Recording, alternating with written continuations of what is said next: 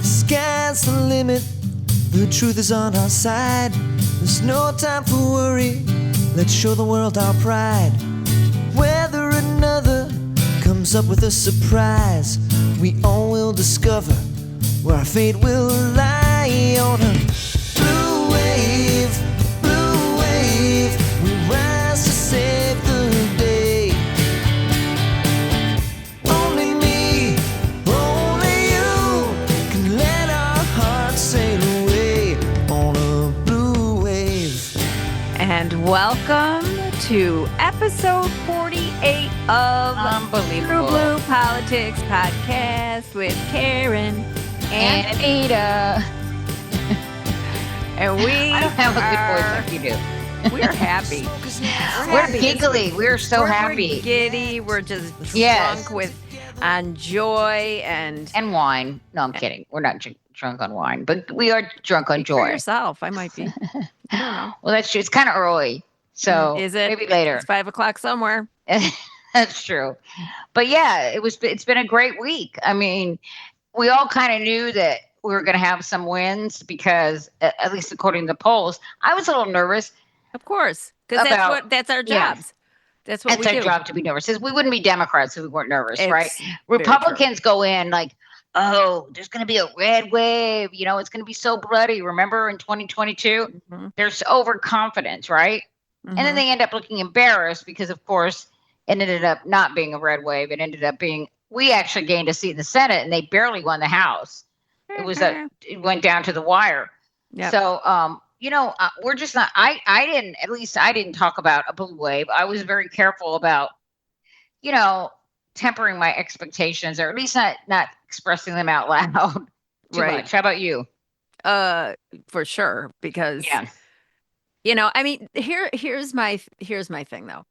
Since 2016, we have seen the trend has been going towards Democrats. Like the midterm, like every election, pretty much we picked up some significant wins.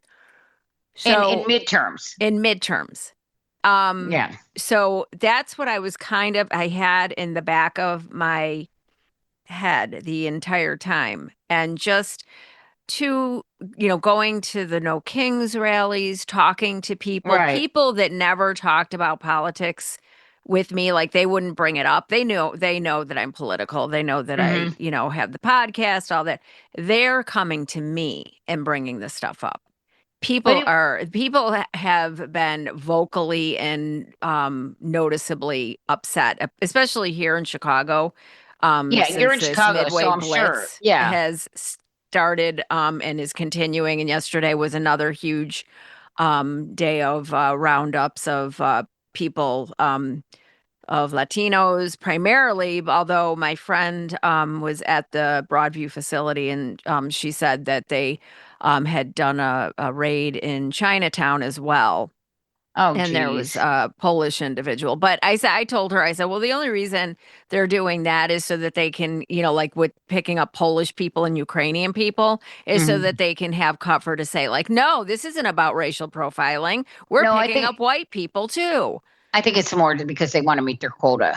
Oh, and that too. And Yeah. I did say that to her. I said, well, but- they have 3,000 people that they are supposed to be Yeah, they're going to rounding pick up every anybody day. that they with an accent. Right. Oh, they need to pick up Melania. That woman doesn't barely speak English, and she's been here for 35 years. Right. And she lied on her what do you call it? Her form, visa her application. Immigration. Yes. Mm-hmm. She said that apparently she was working here after her what do you call that? The the permit you get for working that you have to apply. You have to go back and apply for like every year or two. Well, she got the Einstein visa. No, it's I know. Well, she got the Einstein visa later. She got the Einstein visa, and it's not really for Einstein. She's not a supermodel. She's never been a supermodel. Sometimes supermodels or somebody like that will get an Einstein visa because they're the best in their field. she was never the best in her field. She wasn't a supermodel or anything like that. That's why nobody ever heard of her before. But he was Pablo. I can't remember his name. He's the one who Pablo Picasso. No, the guy that ran the Kit Kat room or Kit Kat something. Where The she Kit used Kat to Club? bring. Where no, yeah, he used to I don't know what you're talking about. no, he used to introduce I'm what so he would happy do. that I don't. He would introduce these. No, he would introduce Mhm. these women from like Eastern Bloc countries Mhm. to rich men, Okay. and that's how and Epstein was at one of these. He was a friend of Jeffrey Epstein's also. Mhm. So that's where they met. That's where Donald Trump met her, where she was looking for a rich guy to hook up with, so she could, she's a gold digger Yes. or a whore. What? Something like Listen, and don't listen. Do not. I know she did win the Patriot Award yesterday. Sex workers are essential workers. That's Okay. true. I don't have any problem with sex workers if you want to We do that, don't. but the problem I have with her is that She's first a of whore. all, I can't stand her, but also because she was a birther. She's a racist. Yeah, no, she's a horrible. horrible person. She's a horrible I mean, person. And yeah, the whole thing like free Melania, all that. Yeah, that's it's crap. like no, she knows exactly what she's doing. doing. She's always known what she's doing. She's not a Don't- victim. No, nobody believes that. Oh my God, she fell in love with Donald Trump. Okay, but also it's just the whole thing of her being this immigrant who lied on her visa application and then her immigration papers, and and he's running around picking up everybody, and that is brown. Right. Anybody. Yeah, people that actually do They're working. They're a teacher, a preschool teacher. help our economy. A preschool teacher yesterday. So my friend was over there and she said that of the 3 people she spoke with, 2 had visas, and the other person had was a citizen.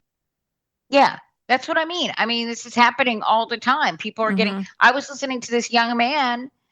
I don't know if he was in LA or where he was at. He was either in Chicago or LA, but he was talking to the city council, and he talked about how scared he is that his parents would be picked up going to work. Yeah. And he was crying. And his parents are citizens, but they're brown and they don't speak good English. They have an accent. And he's afraid that he'll be picked up from masked men, walking home from school. So it's really it's really scary for anybody that is brown in this country right now, or looks, or not just brown, but looks foreign. Like I should say, looks Asian or brown.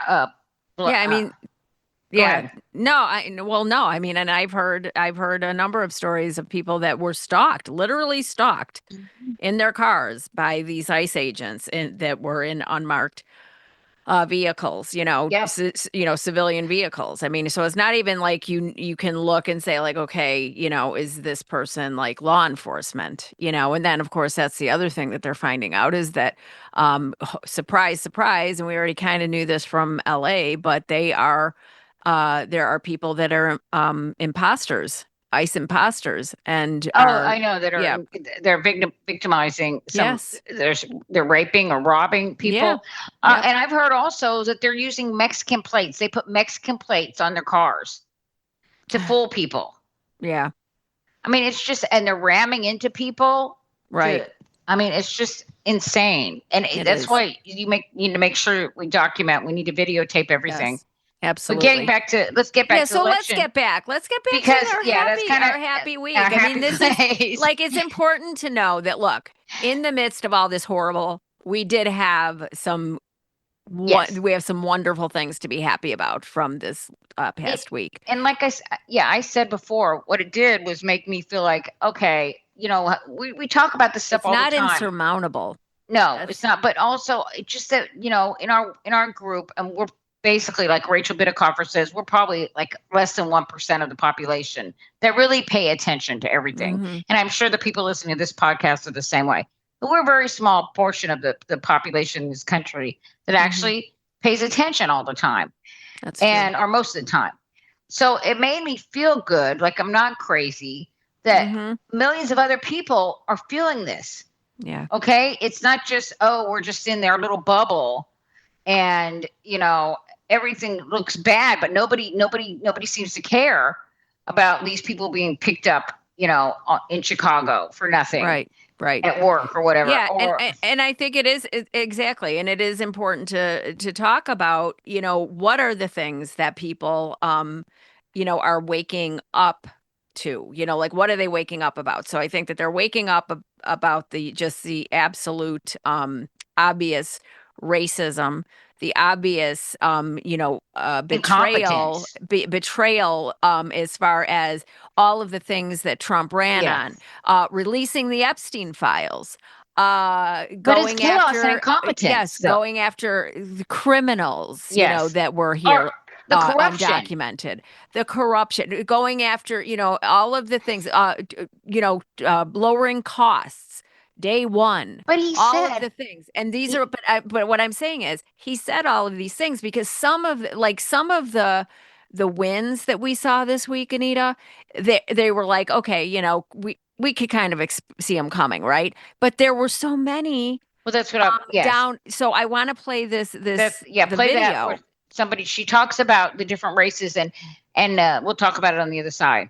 Okay, are you guys ready for a quick recap of some of the election wins that you probably haven't heard about yet because they're further down ballot but also so exciting? This is just a smattering of them. Check this out. Democrats flipped 2 seats in the Mississippi State Senate and 1 in the State House, and they ended the supermajority in the Mississippi Senate. This is a huge deal. Democrat Christina Vogel flipped a county executive seat in Erie County, Pennsylvania. One of the seats that Democrats flipped in Virginia yesterday was in Spotsylvania County, which in and of itself is a miracle. This Democrat flipped HD 66. The incumbent Republican had been in his seat since 1989. Democrats flipped 2 seats on Georgia's Public Service Commission. They won by 17 points and 21 points, respectively. In Kansas, Democrats flipped the Wichita School Board from a 4-3 Republican majority to a 5-2 Democrat majority. Downingtown in Chester County, Pennsylvania, got its first openly transgender mayor. In Pennsylvania, Democrats flipped the Luzerne County Council completely, and that's a Trump stronghold. Democrats flipped the school board in conservative Douglas County, Colorado. Now we move to Texas, where 3 MAGA members of Cy-Fair Independent School District's board,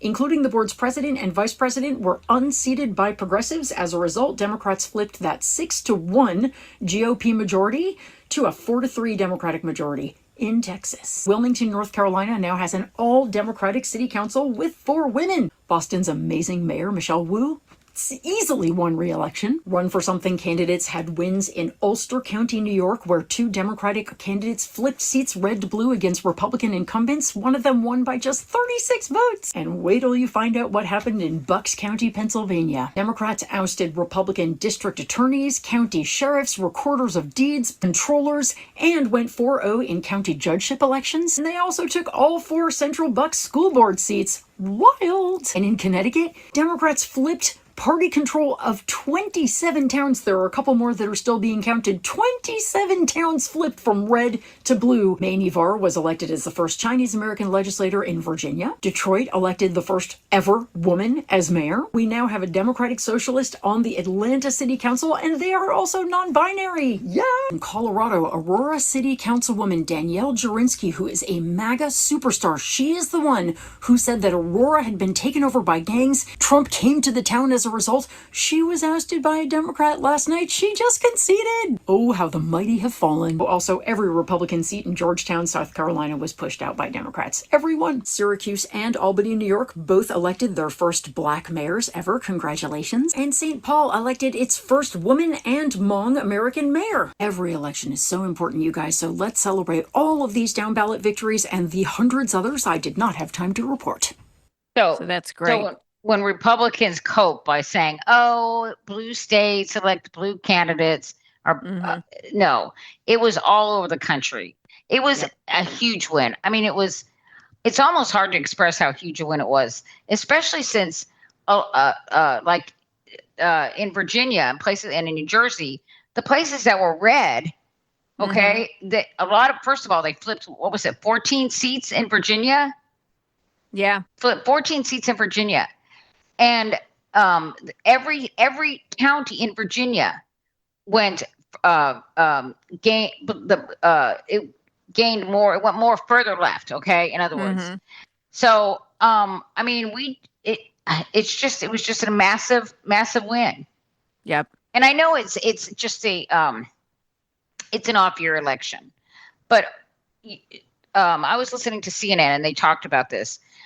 In our history, this happened 5 times, and 5 out of 5 times were in the special election, in the off season election, when Democrats win New York, or either party wins New York, Virginia, and New Jersey, they go on to win the midterms.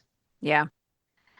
So I think it's more like, you know what it reminds me of? It reminds me of 2005. In 2005, remember, George Bush came off of that win. He had won the popular vote, surprisingly, and he was very excited about it. And he tried to do these big things like privatize Social Security. He thought he had a mandate. He ran around saying he had a mandate, just like Donald Trump's doing. So he ran around doing that. And then, of course, Katrina happened and everything just started falling apart. The Iraq War. This is what's happened. This is what it feels like now. And then the midterms in 2006, I think Democrats started winning. Wasn't it 2000? Yes, in 2006, the Democrats took over. And then, of course, Barack Obama came in 2008, or he won in 2008. But that's what it feels like, because this is what Donald Trump's doing. Everything started falling apart immediately after the election for him. Right. You know? Yeah. So I just think it's people are, I don't know what they expected. Well, I do. A lot of people thought he was going to come in. I'm not sure. I don't understand why.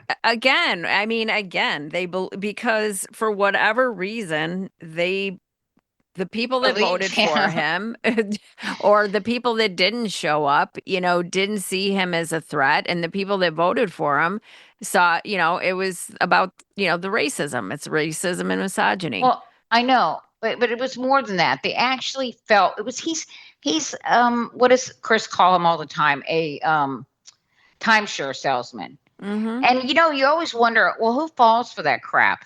Well, it's the same people that watch Fox News, right? You always talk about it. Yeah, it's like they love to be lied to, right? So the people that are, full on in the cult, there's nothing that you can say. But they cannot deny, they cannot avoid the fact that the cost of everything is going up. Not only did he not bring them down, the cost. No, he didn't bring them down. They're going up. Down. They're going up.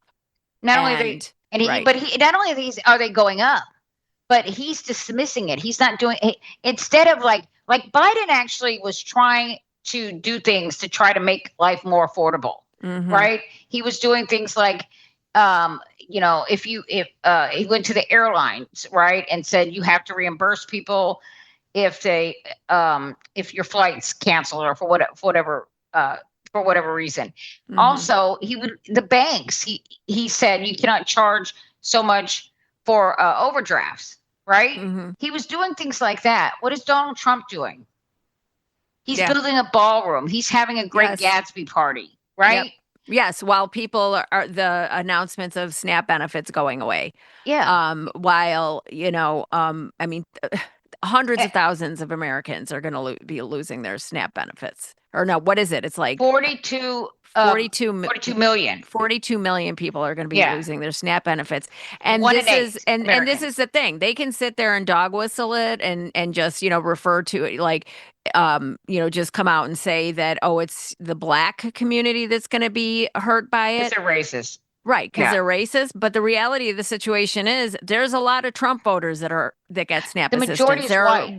Yes, and the majority is white. And these are working poor. These are people that... These are people that work at Walmart and aren't paid enough, so they have to get SNAP.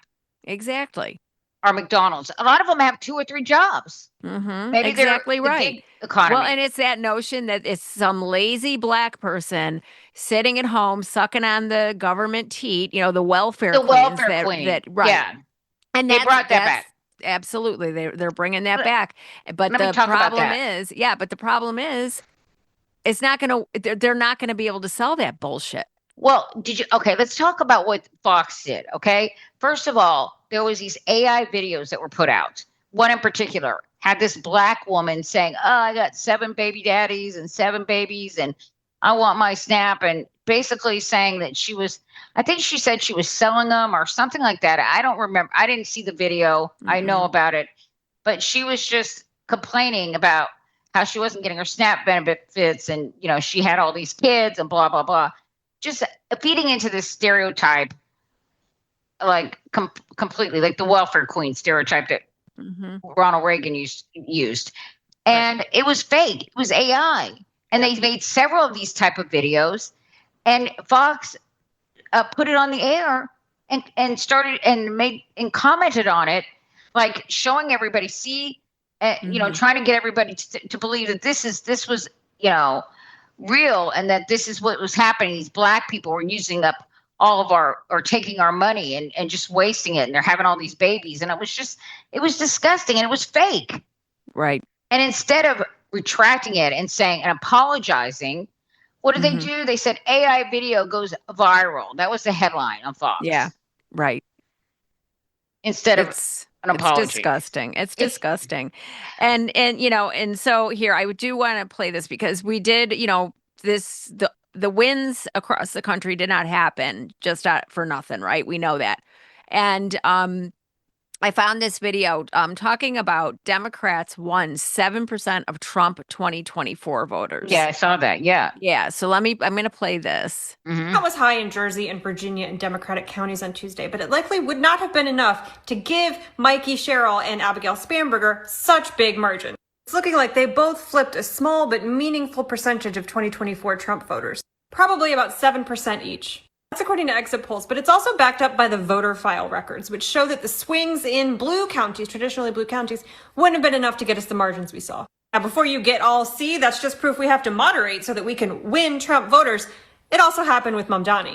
With Mamdani, it was not the MAGA base, right? Like, it's not white people. It was working class voters of color who voted for Trump in 2024 and then swung to Mamdani this time. Thing that makes sense to me because despite the fact that Bernie bros deny this to my face for some godforsaken reason, between 6 and 12% of Bernie Sanders voters did in fact vote for Trump in 2016. Again, I don't think this is the MAGA base, and this bears out with Sherrill's data. He did not win white people, and neither did Abigail Spanberger. Both Spanberger and Sherrill won minorities. Considering the fact that we know that the Hispanic vote has functionally collapsed when it comes to people who voted for Trump in 2024, I think that bears out here. These are not MAGA people. These are low information voters who don't belong to either party, who voted for Trump because of inflation. He has not made that better. In fact, he's made that worse on purpose, and they have now left him. This tells us two things. One, the MAGA base is not enough to win a lot of elections. You need these independent and swing voters. And two, as we can see, because of the distinct differences between Mamdani, Sherrill, and Spanberger, those voters follow the economy. How do we keep these swing voters? How do we make them part of our tent in a more permanent way? We improve the cost of living. Swing voters are going to continue to bounce back and forth between parties, punishing whoever is in office the harder life gets for them. So we have to make life easier for them. That is what all three of these candidates ran on. Yep. Yeah, that's what I'm talking about. The Trump, Biden, Trump voter. Those are the ones we can get. Those aren't the cult, right? Yep. And they did vote on affordability. And that's what, and anybody that says we have to, take Mamdani and his blueprint and copy it everywhere. Well, he ran in New York and it worked for him in New York. Yes. Mikey Sherrill, it worked for her in New Jersey and what's her name? That one in, what's her name? That one in Virginia? What's her name? Virginia. The one who won in Virginia. Spanberger. Spanberger. Yeah. Spanberger won in Virginia. And they all ran on affordability. Yeah. Right? Exactly right. So, I mean, those are the people we can get is these people that are, sorry, they're stupid. I mean, they complain about the cost of living, but they're voting for Republicans and then they're voting for Democrats and they're voting for Republicans. They don't seem to have figured out who it is that's hurting them and who's helping them. Yep. Yeah. Maybe they should pay more attention. They are Yeah. low information voters. They are low. She Yes. says it is the low information voters that are going to F us every single time, which is why it really is so important for Democrats to go everywhere, be everywhere all the time, all at once, and talking to people in these, red districts, holding town halls. I think that that's one thing that coming off of 2024, I think that is so important. It is an important takeaway to go into the spaces where the Republicans are hiding from their voters too. I know, I get that, but I've seen people go into those areas and they don't gain anything from it. Like Beto O'Rourke did that, Mm-hmm. and those people did not vote for him. Okay. I know, but didn't you say that was largely because of the gun thing? Well, it was because of the gun thing, but there's always going to be something like that with some of these people. You just have to find a message, I think, that resonates. Right. And like, we've all agreed that it's not going to, there are some people that we're not going to get. Okay.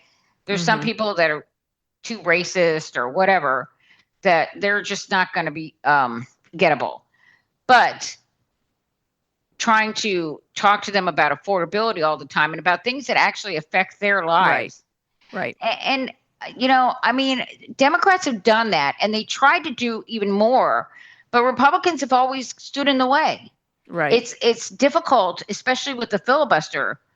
If we would have, and I talked about this on the Politics Bar, if we would have gotten rid of the filibuster, imagine all the things that Joe Biden could have gotten passed. Right. With the child tax credit, that's another extra $300 or $400 at least per child, or $250 to $300 per child a month, right into their bank accounts. Yeah. That lifted 40% of children out of poverty. It made a big difference in a lot of people's lives, and that's probably the people we're talking about here. Yep. And there was so many other things that were in there, and the voting stuff.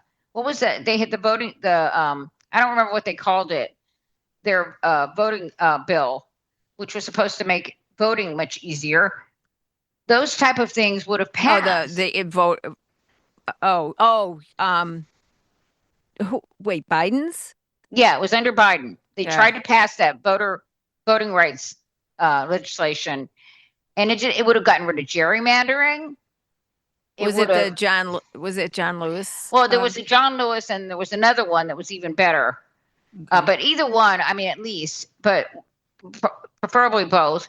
If we would have gotten that, if we would have gotten the George Floyd gun reform, all these different things that we couldn't get done because of the Republican filibuster. obstruction. Yeah.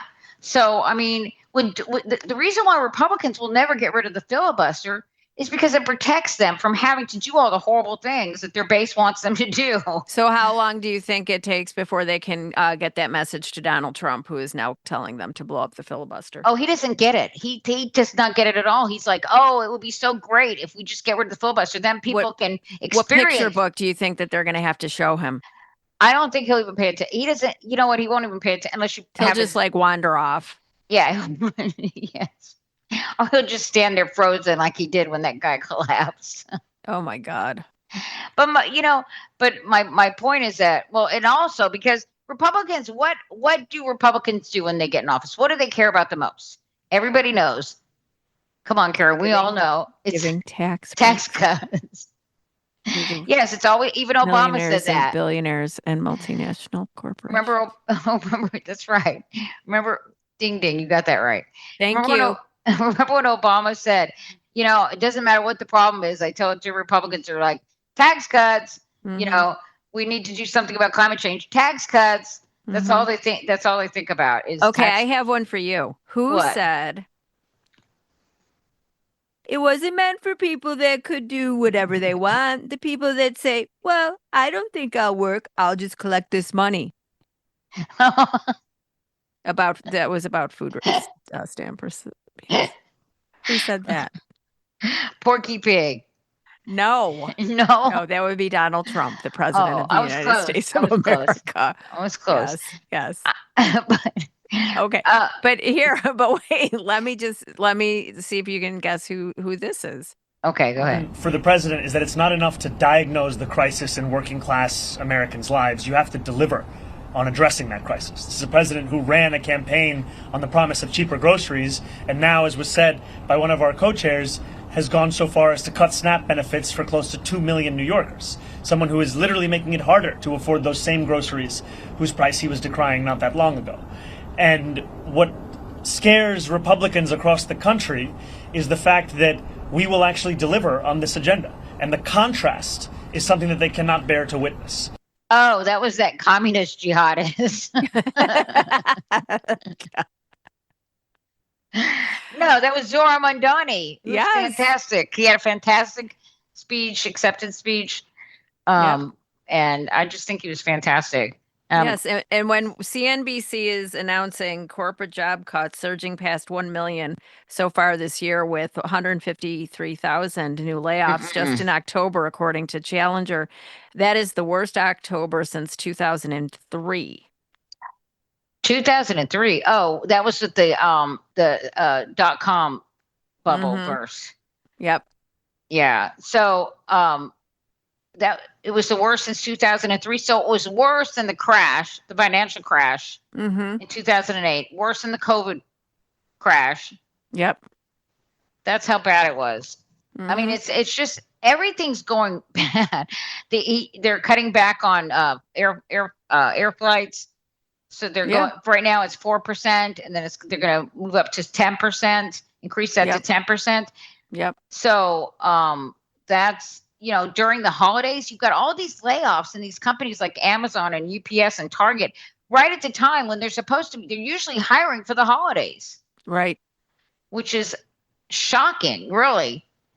And it's going to be interesting to see. You know, usually, you know, what do you call it? We don't get a jobs report, but the jobs reports are usually pretty good around the holidays because there's so much hiring. Sure. The seasonal. Yeah. The seasonal hiring. Yep. And now we're just seeing mass layoffs. No, but you did. And also I want to mention about the Walmart thing, because Donald Trump did an interview recently where he talked about everything's great. I don't want to talk about affordability anymore. Right. But remember yesterday he said, or earlier that day, I think, he said, we need to talk about affordability, right? That's why we need to start talking about this new word. It's called affordability. Have you heard of it, Karen? Yes. Yes. Here. Oh, wait. Oh, hold on. Here we go. Hold on. Okay. Groceries are way down. Everything is way down. And the press doesn't report it. The press reports whatever the con people say. You know, I call the Democrats con men and women. They make up numbers. But when you look at 25% reduction in costs for Thanksgiving between Biden and me, meaning this administration, that's a tremendous number. It's the biggest reduction in cost in the history of that chart or whatever it is they do. That they do a synopsis of everything. They cover every element of Thanksgiving meals. 25% down. So I don't want to hear about the affordability, because right now we're much less. If you look at energy, we're getting close to $2 a gallon gasoline. I would love to know where. With Biden, it was $4.50, $5. Another thing, inflation. We had the worst inflation in the history of our country. Now we have virtually no inflation at all. It's down at a very low number and a very normal number. So the affordability is much better with the Republicans. Okay, first of all, we did have inflation, not the worst in history. We had inflation because we were coming out of COVID and we had to spend all that money, and he helped it too. I mean, the C left an $8 trillion deficit. Yes. Are you kidding me? So anyway, no. In terms of the graphs, you know, that they do the Thanksgiving, you know, the things that they show. Let's talk about the Thanksgiving at Walmart he's talking about. First of all, the reason why it's 25% cheaper is because it has 25% less shit in it. Also, it's all the generic stuff. They've exchanged all the brand name stuff they had last year with the cheaper value meal stuff from Walmart. Yes. So it says when it comes to the Walmart promotion, this year's bundle includes fewer items, 15 compared to 21 last year, and a higher percentage of store brand items. Yeah, it's a Depression era package. And he's using Walmart Thanksgiving meal deal as the economic indicator. There you go. So there you have it, America.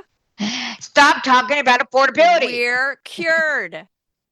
It's all You're good. welcome. Yes, you're welcome.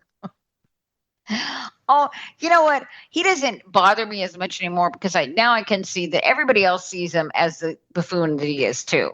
Mm-hmm. That's another thing. I feel a lot more like I would listen to him and I'd be like, oh, I couldn't stand it because I was thinking there are people, who are these people that think he sounds like he knows what he's doing or saying? He just sounds nuts to me. Well, and everything changes. So there I found this clip. Wait, I want to play this. Okay. Then and now here. You know, they have this new word called affordability, and they don't talk about it enough. The Democrats did. It's the biggest reduction in cost in the history of that chart or whatever it is they do. That they do a synopsis of everything. They cover every element of Thanksgiving meals. 25% down. So I don't want to hear about the affordability. There you go. Yeah. He doesn't want to hear about the affordability now. He doesn't want to hear about the affordability. No, he doesn't. He only wanted to hear about that when it was Biden. And also, the inflation was going down. It is higher now than when he took office. Oh yes, we had record low inflation. Yeah. We were starting to Biden got it under control faster than any other developed economy. Yeah, we were considered the envy of the world, and I know, but that's. But why weren't people feeling it? People weren't feeling it, and now, I mean, that's what it's so. That's what's so infuriating about it, because the media didn't say, hey, when he said he was going to get prices down on day one, how? What are you going to do? As a matter of fact, your tariffs are predicted by economists. The economists are telling us those tariffs are going to raise prices. Right. What do you say to that? Yeah. But they won't. They never asked him that. They never. Mm-mm. So, I mean, I heard them ask one Republican, well, what are you going to do about inflation? You say you're going to fix it. How? They don't have any answers. That's like asking them what they're going to do to replace the ACA or Obamacare. Well, it's the same type of thing. They don't have any solutions. They don't have any fixes to anything. They they just break shit, and then they run on the fact that the shit is broken. Look, that's broken. Yeah, they point but they don't have any kind of solution. Yeah. And even if they're the ones that break it, then they try and go back and say, well, that was the predecessor. That was. Oh, it's always somebody else's fault. It's like Donald Trump talks about Joe Biden so much. He brings him up so much. He has Biden derangement syndrome. He really does. If you like what you're hearing, please consider subscribing to TruBlu Politics Podcast on Patreon. At any level you can.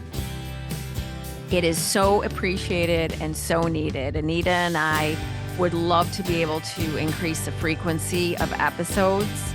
We would like to upgrade equipment to make these podcasts even higher quality. But, we have day jobs. We can't do this without support from our loyal listeners and our TruBlu crew Politics Podcast subscribers, and at any level you will get additional content as well as be a part of our TruBlu crew podcast chat room, where we can interact with you all and hear back, give us some feedback. Whatever platform you're listening to this podcast on, please consider giving us 4 stars, 5 stars, and a review. We love hearing from you, and we couldn't do it without you. So please consider subscribing. Buy me a coffee. Buy Anita a coffee. And keep the fight going. We are living through unprecedented times with attacks on our democracy and our rights. So we want to continue to be voices in the resistance, and along with you, keep fighting the fight against this autocratic regime. Thanks, everybody. We love you. Yeah. It's always Biden's fault. Yeah. I mean, before it was Obama, now it's Biden. Yeah, now it's Biden. And he inherited a great economy from Obama. That's why the economy, a lot of people remember the pre-COVID economy because the pre-COVID economy was Obama's economy. That's and right. It was great. And he started to fuck that up too. Oh, with the tariffs. And then COVID came and, everybody everything was blamed on COVID after that. Right. Because so many people were losing jobs and, we had to figure out how to, keep the economy moving. With And one thing that I think about too during that time, I remember when, those stimulus checks came, when the COVID checks came and he insisted on sending them out so he could sign them. He could sign them, yeah. You know what? And the thing of it is when we talk about the low information voters, those are the people that are susceptible to that bullshit. They're the people who still get checks. Yep. They're not, because I never saw it. And see his name on it. Yeah. Right. So that's where it's like. I know. I heard people say that. Oh, I saw his name on that check. Right. That's right. That's why I'm voting for him. Yep. I mean, but they remembered that, and then he was gone for 4 years, and all people remembered was pre-COVID Obama economy. Right. Right. Yeah. And then how the mean old Democrats were telling us we had to stay in our houses mask up and so get a people didn't vaccination. die. Yeah, so people didn't die. Yeah. Who cares? I mean, they don't seem to care if people died. That's why they won't do anything about guns. But anyway, so what happened was, Biden had inherited that, but Trump inherited a growing great economy from Obama. Yes. Yep. Obama inherited a crappy economy from Bush. Yep. Manufacturing jobs. Yes. Yes. Yeah. And Biden left Trump another booming economy with inflation down, GDP up, manufacturing boom. And what does Donald Trump do? He drives it into the ground. There's a pattern here. Well, Republicans screw up the economy, and a Democrat comes in to save it. Then a Republican gets elected after it's saved, and then he screws it up, and then a Democrat comes in and saves it. And I don't think enough was said about the fact that one of the reasons that our economy had such a miraculous recovery, post-pandemic recovery, was because of immigrants, because of our immigrant community. And one of the reasons that we came through COVID the way we did. And the Fed chair said that, Powell. Right. Yep. When he did and that. I don't think enough was said about that. No. Well, because you know what? These people, they're not listening anyway. The immigrants are good for our economy. We actually benefit from having immigrants. This is hurting our economy more than the tariffs. Yeah. These mass deportations. You're in Texas, and so there's a lot of day laborers that will be lined up looking for work. So do you see a bunch of white dudes standing out there? No, they're not standing out. They're not out in the fields either, and they're not coming to do my landscaping. Usually they come around to do roofing, like after hailstorms, and to do landscaping. Yep. And there's nobody out there. Yep. So yeah, I know people are scared. That's why Donald Trump's approval in Texas among Hispanics has dropped to like 25%. Right. And he did win Hispanics in Texas. He had 53%. Yeah. That's why he won.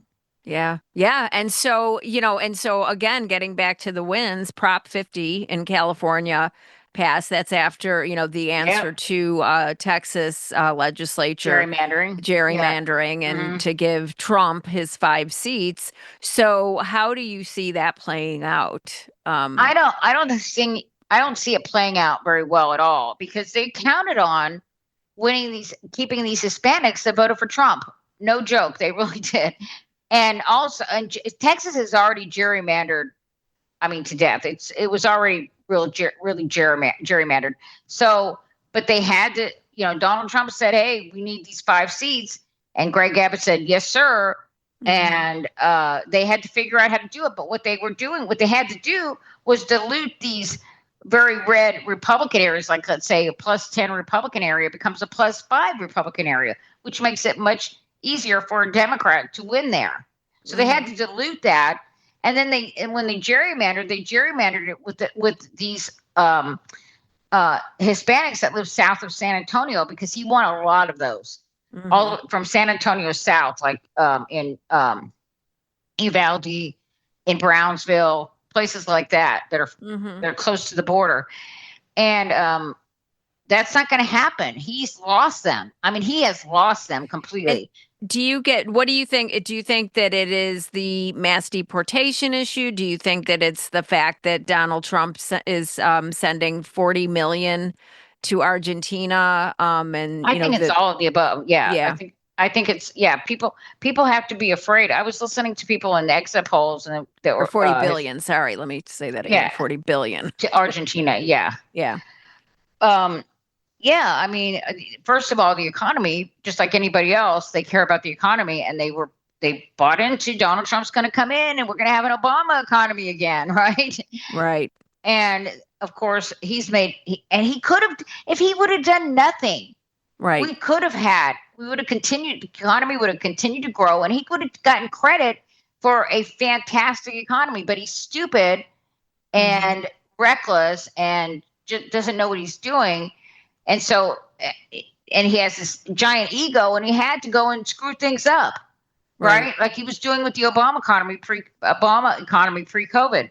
So, it's the economy, and it's also people are scared. I mean, you don't think they see those people? They're being, dragged out of their car, right? Yeah, the grandmothers, the grandfathers, the preschool teachers.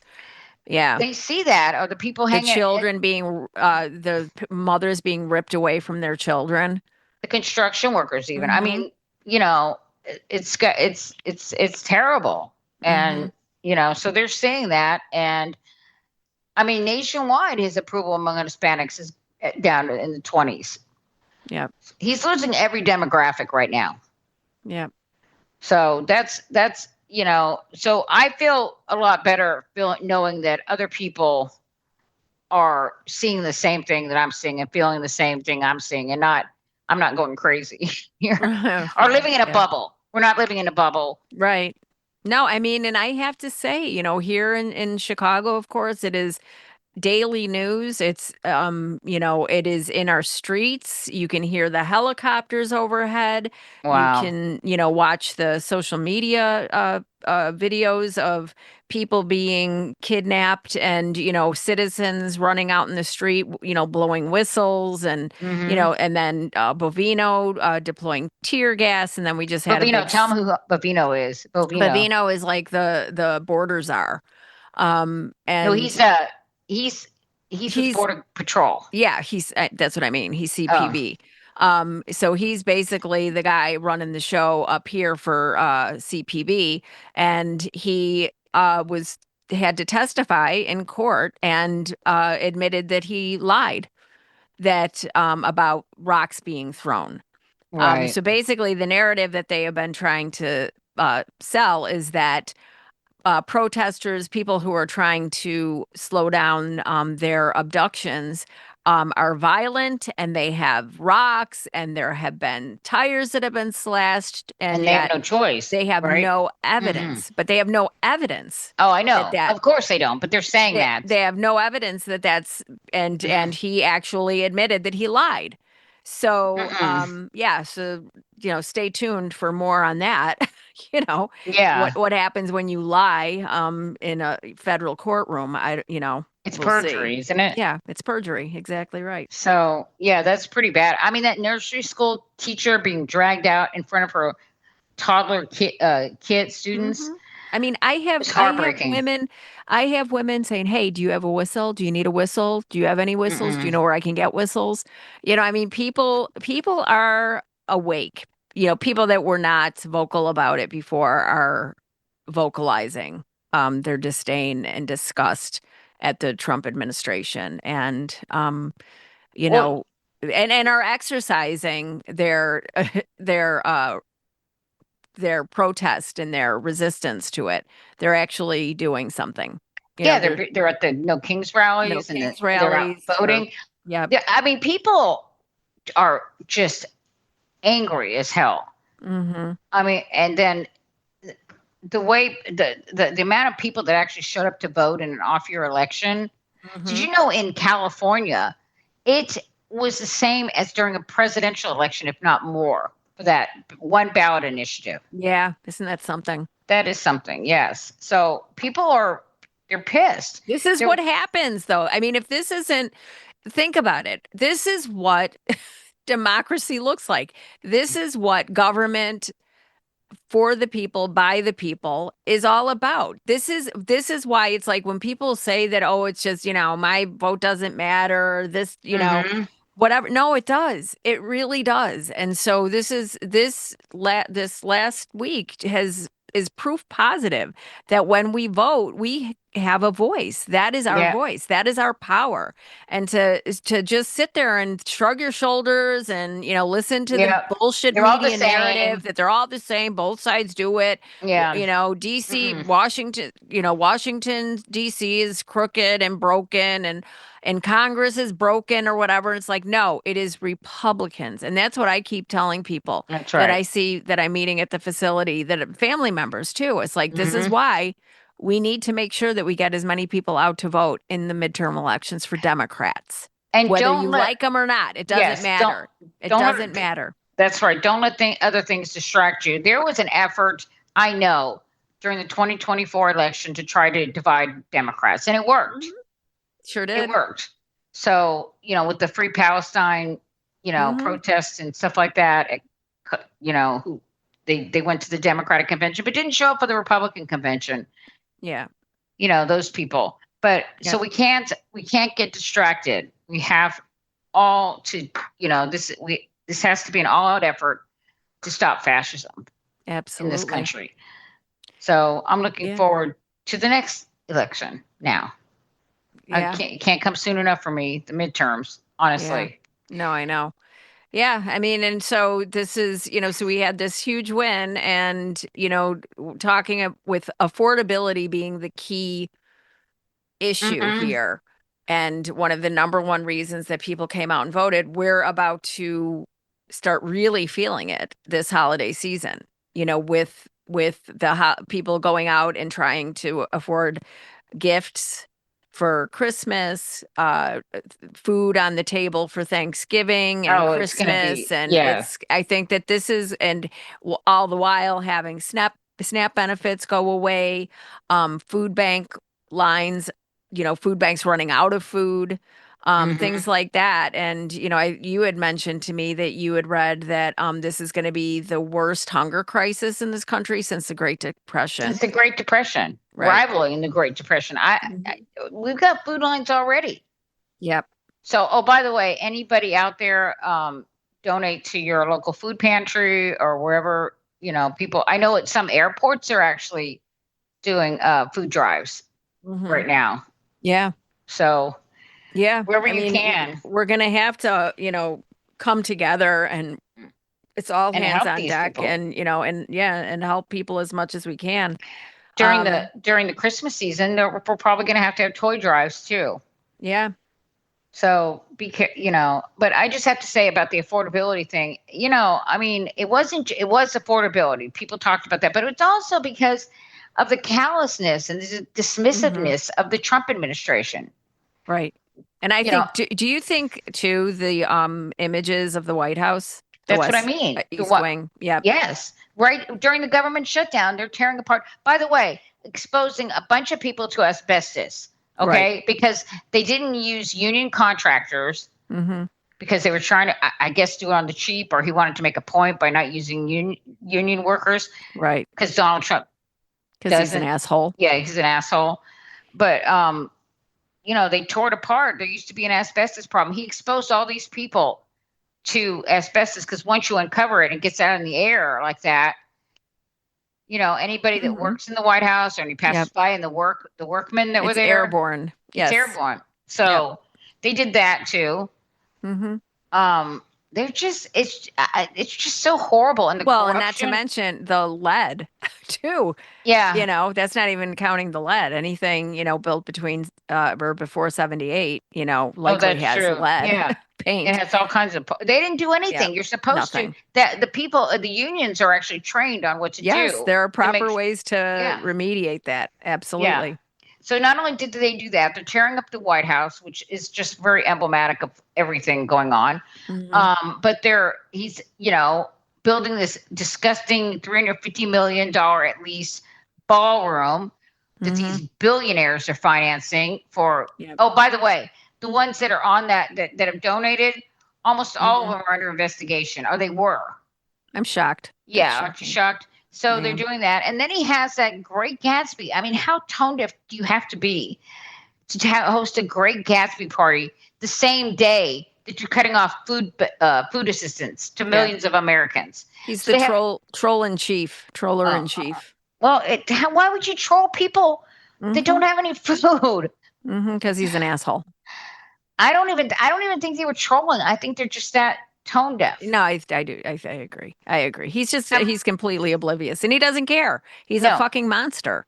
He's a He's- fucking monster, and the Republican Party are a party of monsters that don't fucking care. And I mean, Mike, God Warrior Johnson can stand up there and talk all all And he lie. wants about it, just lie seamlessly Lie up his there. It ass doesn't. off. Yeah, it doesn't take away from the fact that rural hospitals are shutting down. People are seeing their insurance premiums go from $250 to $1,800 for single coverage. They're seeing, food pantries running out of food. They're losing their jobs. They're losing their jobs, so Yeah, it's terrible out there. And he could sit there and he's almost worse than Trump to me. yeah. Because the whole Republican Party, because they're going along with this.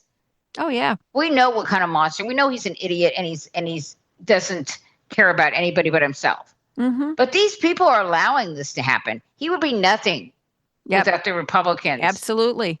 The Republican Party is the vehicle and the host to this fucking parasite that has invaded our country and our democracy. They could meet with Democrats. Sure, they could. They could end this shutdown and I love that freshman congresswoman. And I'm sorry, I don't remember her name, but there was the video, and I wish I had her name. Hilly or Hillard or something like that. Yeah, I'm not sure, but anyway, I'm not going to try and remember. But but basically saying like, we could sit down. We want to meet with you. And that's the whole thing. It's like he got very flustered. They're not. Oh, I mean, we're oh my God, yeah, because Democrats have been in Washington the entire time. He sent everybody home at the end of September. They could have been sitting down and negotiating something. Let me just say this real quick. That just because the government shut down, this is the first time that the Congress has not continued to work, continue to be in session, working on getting the government back open.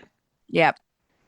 So this is not normal because if people think, oh, well, Congress is shut down because the government shut down. No. These guys are still getting paid, okay? Yeah. They're supposed to be at work, and they're not. And the reason why they're not is because they're trying to protect Donald Trump from the Epstein files because they don't want to have to swear in Adelita Grijalvo, who will be the 218th vote to release the Epstein files. Yes. In the discharge petition. I just wanted to add that. Yeah. Oh my God. Yes. And we were talking about this earlier. I'm reading the book by Virginia Giuffre. Oh yeah. And it is something else. I'm in the middle of it, and honestly, I can't listen to a lot of it in single sittings because it is it's called Nobody's Girl by Virginia Giuffre, and she is one of the victims/survivors, although she allegedly took her own life. I think she took her own life. Yeah. But just last year, I think, right? Yeah. Last year. Yeah. Yeah. But it's really sad. It's extremely sad. And, and I think that, like listening to the book, I can see how I mean, the trauma that she went through, and just too that they talked about Ghislaine Maxwell, Yeah, that's the and worst how part. Ghislaine Maxwell enlisted her to Hmm. go and help her. She trusted her. Yeah, she trusted her, and she enlisted her to go and bring in more victims. Mm-mm. And so just to live with the trauma of the sexual abuse, and the sexual abuse against her was from when she was a kid, all the way through, and then into, the time that she spent with Epstein and Maxwell, and, just what she went through, And don't forget, I mean, Ghislaine Maxwell has been moved to a cushy club fed by Donald Trump, where Mhm. she's not supposed to be eligible. She's a Right. sex offender. Mhm. And she's over there here in Texas in that nice little, minimum security prison where they have work release, and she gets to play with puppies and train them. Yeah, think about that. Why would he be treating her like that if he Right. wasn't desperate to hide his Yep. complicity with Jeffrey Epstein? Exactly.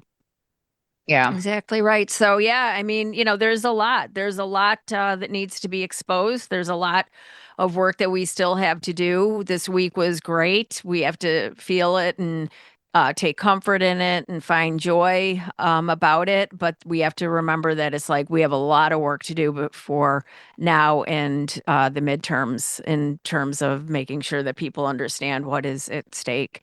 Let me give my Winston Churchill quote, okay? Here. Okay. It's not the end. It's not even the beginning of the end, but perhaps it's the end of the beginning. That's Winston Churchill, okay? Mhm. Don't you make fun of Winston Churchill. I'm not. No, that was like poetry slam Oh, worthy. thank you. Thank you. But that's what it is. It's the end of the Mhm. beginning. That's what we can feel like. It's, Yeah.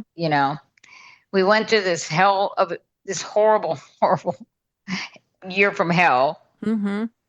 and we're still alive, Knock on most wood. of us. Most of us. Yeah.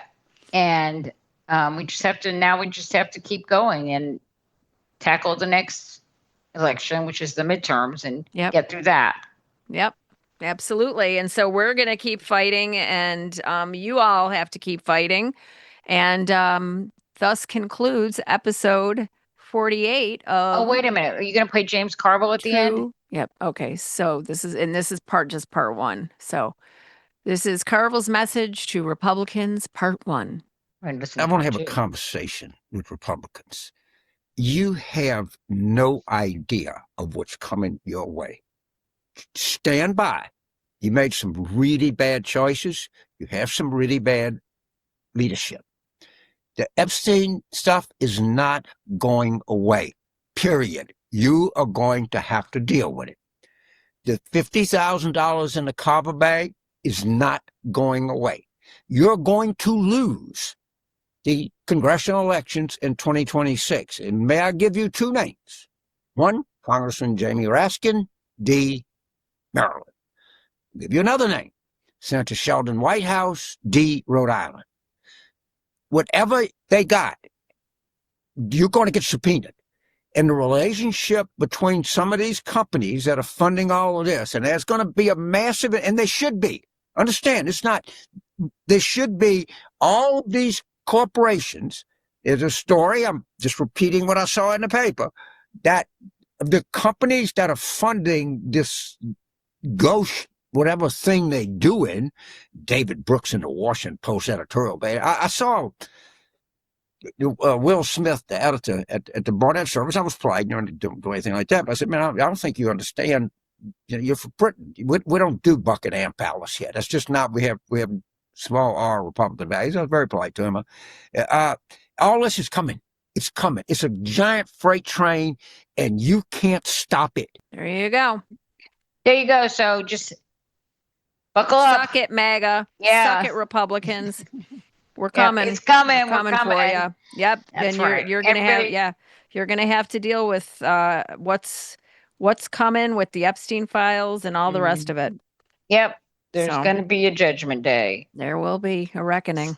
So And all of the ICE terrorists out there we're CPB, keeping names. Christy Nome. Don't you Yeah. worry, honey. You're going to be held accountable as well. And we're not talking physically. We're talking about due process, which is something that they are not giving to the immigrant community. Oh, you'll get your due process. They will get their due process before we send you to prison. That's right. So suck it. Yep, suck it. Okay. Buckle up, everybody. All right. Have a ride.